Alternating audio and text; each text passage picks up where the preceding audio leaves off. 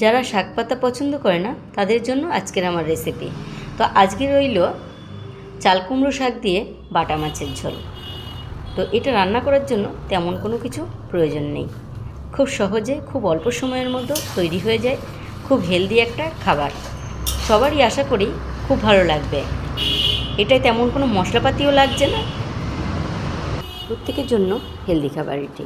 তো এখনও পর্যন্ত যারা আমার চ্যানেলটাকে সাবস্ক্রাইব করেনি, আমার চ্যানেলটাকে সাবস্ক্রাইব করে বেল আইকনটি প্রেস করে পাশে থাকবেন।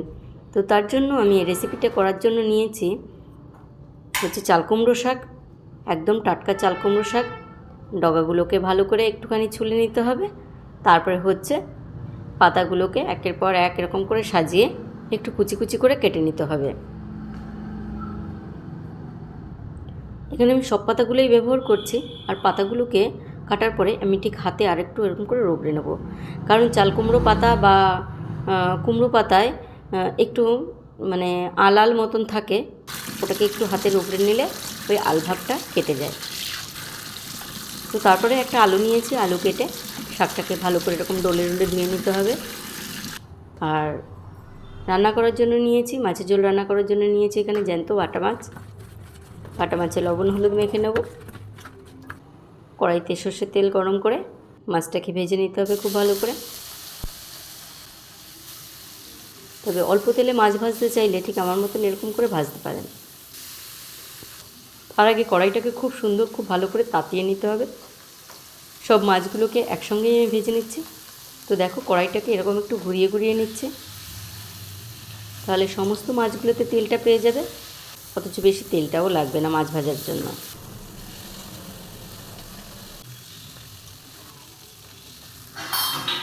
মাছগুলোকে ভাজা হয়ে গেলে সব মাছ আর একটা পাত্রে তুলে নেব।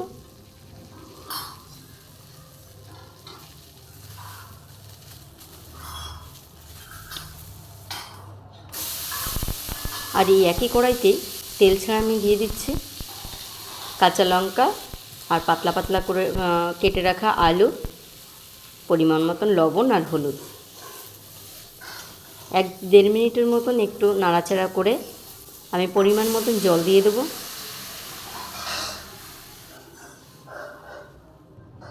জল দেওয়ার পরে ঝোলটা একটু ভালো করে ফুটিয়ে নিতে হবে। ঝোলটা যেই একটু ফুটে উঠবে তখনই আমি দিয়ে দেবো শাকটা।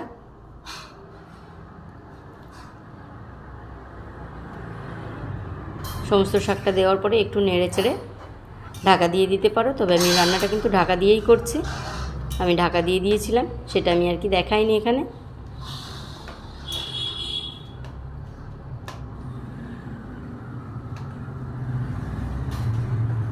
দেখো ঝোলটা ফুটে গেছে, শাকটাও অনেকটা নরম হয়ে গেছে।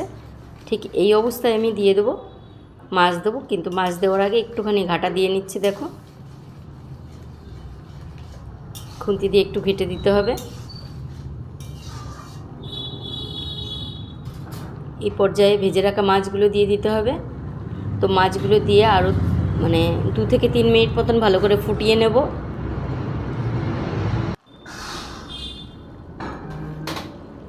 দেখো মাছ দেওয়ার পরে কিছুক্ষণ ফোটার পরে ঝোলটাও রঙটা একটু চেঞ্জ হয়ে যায়।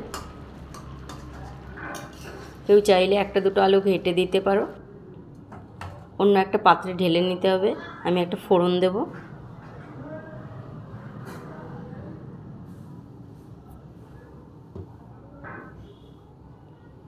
কড়াইতে সর্ষের তেল দিয়ে দেবো খুব সামান্য পরিমাণে, আর দিয়ে দিচ্ছি রাঁধুনি ফোড়ন।